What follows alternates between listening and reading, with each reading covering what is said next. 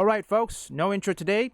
Let's get straight into this. Now, the question is, can gaming or entertainment be saved? What do you think? The gaming industry is in trouble, and a lot of people are wondering, is there ever going to be a point that it can sustain itself and take it out of this hole of perpetual terrible games that are leading to massive layoffs industry-wide? That is the thing that we're seeing right now happening and continuing to occur within the industry. There is no end to gaming studios announcing layoffs after releases of their games. They announced layoff, but some people, they continue. Look, regardless of how many people are laying off, or perhaps now getting deported, in Fallout Ashfall's case, or perhaps even the Fallout Ashfall Revelation, you know that sort. Guess what? People like that, it will only be a matter of time when reality hits them harder like a brick. Right now, AA games, along with video games made in the East and also indie games, they're thriving. No different from what we're seeing with Microsoft right now as they plan for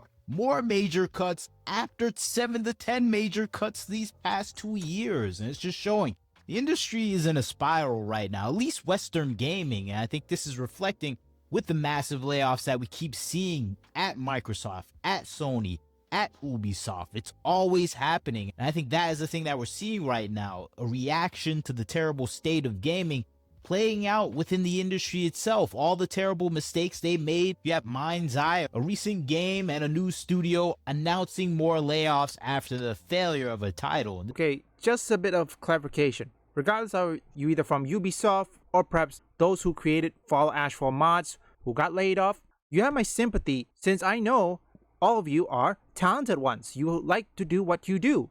However, here's the real kicker. Activists does not deserve my sympathy, okay? I don't care if activists got laid off because these activists, they don't care if people like myself, Wagner, or Hypnotic, or even, Smash JT to lose their job? Why should we care about these activists who has been laid off? The industry is in a spiral and we have to ask real questions. Will it be able to survive this onslaught of layoffs? Let's talk about that for a second, folks. So seriously, what do you think will happen? What do you think will happen if Suicide Squad Kill the Justice League honors the Arkham series? That it wasn't a live service, that was a single player? Or perhaps if Hogwarts Legacy get the sequel they deserve? And guess what? This kind of thing doesn't happen. You know what they say? You have around and you find out. Again, let me clarify. For people who are good with their jobs, honest and talented, you deserve my sympathy. But activists doesn't deserve my sympathy. Let's just be clear on that, okay? Activists doesn't do a damn thing. They just complain a lot and the game failed. And you wonder why nobody is playing their game. How many of us? What else we're gonna skip to this. Gaming industry is kind of a stark contrast what we're seeing in the East, where game developers are hiring more people. Studios are sprouting about across East Asia and China, Korea and Japan, where they can't hire enough people at the moment because there's too much competition. And I think this is the opposite of what we're seeing in the gaming industry. And what is causing this is obvious to everyone. It's the games. It's the philosophy behind the games being developed. You can see this with Dragon Age Veilguard and its failure with BioWare. You see this with Ubisoft and Assassin's Creed Shadows. And you see this with small-time developers that produce content like Dustborn. And you see it reflected in big studios like Xbox with the content they put out. And this is a situation that we keep seeing sprouting up in the gaming industry. And it's much like what we saw in the comic book industry. Ideology is taking over, yet you guys wonder why people like this, who always champion ideology over game development, were pissed that nobody is buying their stuff, or perhaps complain nobody is buying their work garbage, and yet you wonder, who is actually at fault? I mean, seriously, you idiots still think that people like, Smash JT, Hypnotic, Vera, still grifting on the fact that people are getting laid off? Genius. See, here's the thing, numbnuts. If your political propaganda, or perhaps if your activism didn't cause it, then these grifters wouldn't be making it, okay? It's not their fault. You woke idiots who still champion for DEI and representation in games that probably failed, you guys are the one that created them. Hey, it's not these grifters' fault, okay? You guys do it to yourself. It's true, and that's what really happened. You do it to yourself.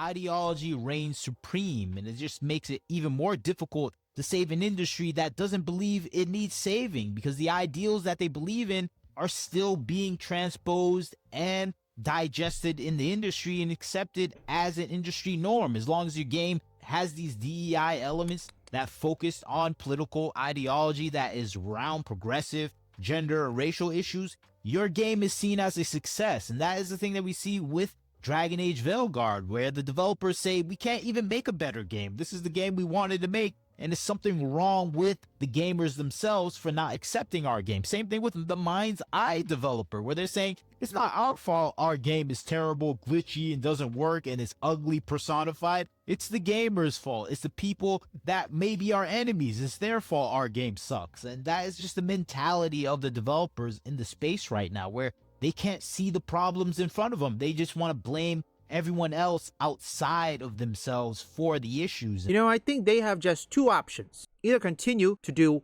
their moronic move against gamers by blaming them, saying that the game failed because of them, and then fade into irrelevancy, or allowing the AA indies and games made in the East to take all their money. Or second option, adapt, listen to your consumer, and do better. But we all know they won't choose the second option. I highly doubt it.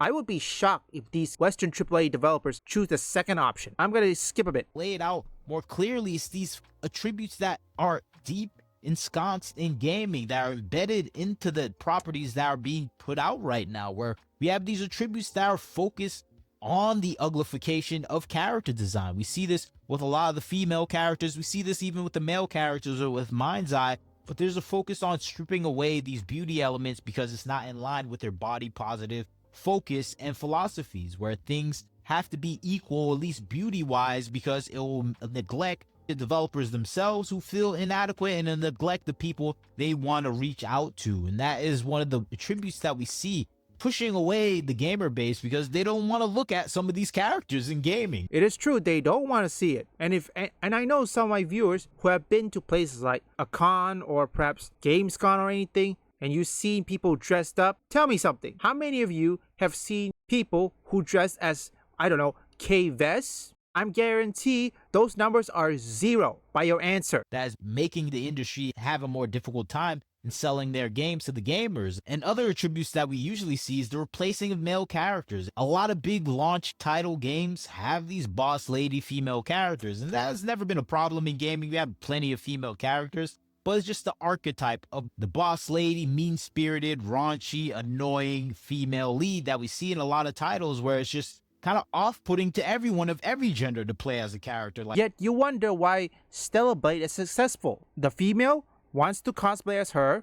The men, you know how they would do, they're gooning. Stellar Blade, they gain two gamers from two different genders, male and female. And that also, which let me add something, including the LGBTQ community. And I'm 100% certain that the LGBTQ community isn't offended by Eve attractiveness. I highly doubt it. That has no redeeming qualities except that they're know-it-all, annoying, and omnipotent main characters. And I think that is a syndrome that we see all throughout entertainment, but it's growing progressively in the gaming industry. And I think that is in line with removing any masculine traits from the males that are there. And I think that is the thing we see with a lot of characters. We saw it in The Last of Us with Joel. We saw this with a lot of properties, even the God of War franchise. Is just removing the sense of masculinity of the characters and replacing it with more of a feminine, soft outlook on the characters that are being presented as masculine. Those attributes that we associate with them. And even more so, we go on and have that thoughtless cramming of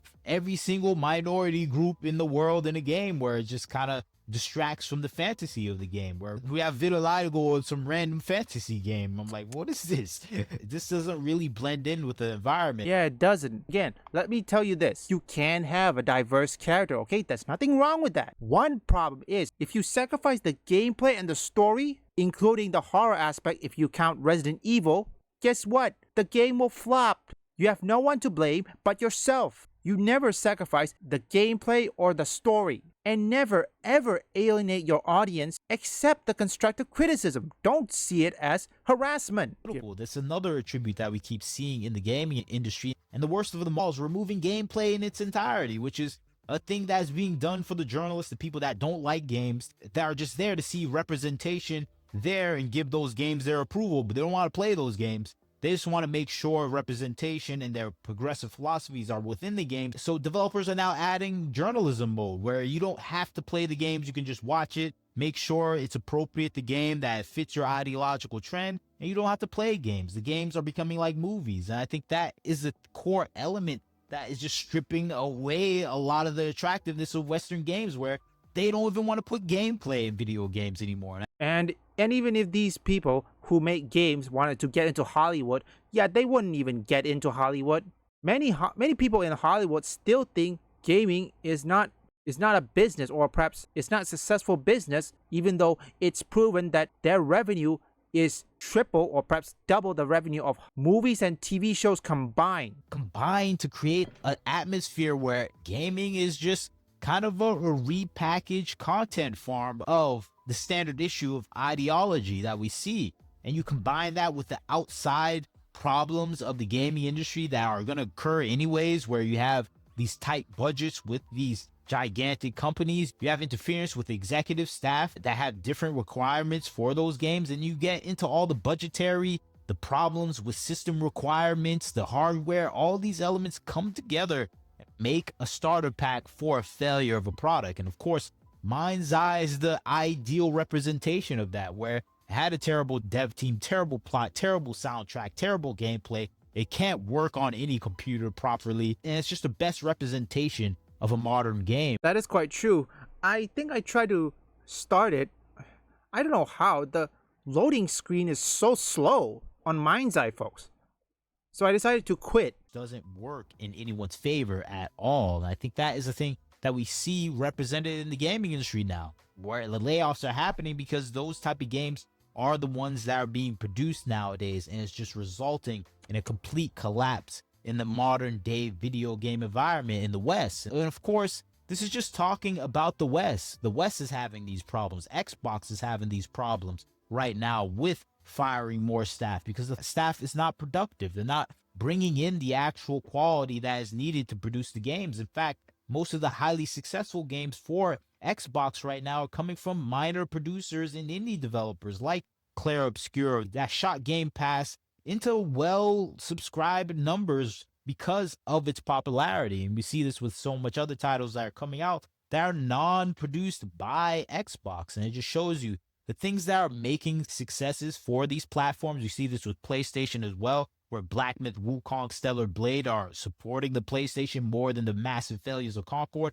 Just showing that everything is outside of the scope of the influence of Western gaming, because most of those titles... Unbelievable. You know, back in the day, the West was the one that dominated the market. But now, guess what? East is taking it back.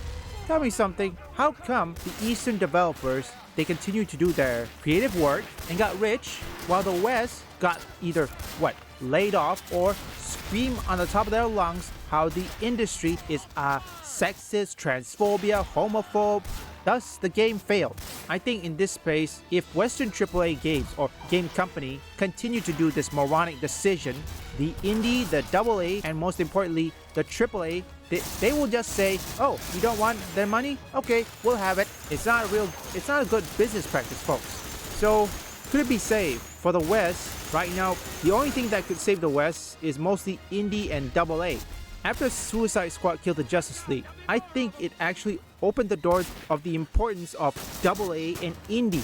In this case, alternative games from the bad ones. So I think, here's the thing, it's gonna be a lot to edit. I think gamers, if I were a game developer, what I do is create a game for people who have been either alienated or betrayed by any type of games. Let's say it was Marvel Spider-Man 2, or perhaps I create a superhero game that had a similar concept but better than Marvel Spider-Man 2, and I told the gamers I will told every gamers who play my game. Remember, this is just a theory. If you have started this game, I would say welcome to your new home. This is where you belong. Well done, Griffin. Now we got this airfield secured, we can get a foothold on this island and start pushing the Japanese back. We're through retreating, lad. America's back in this war.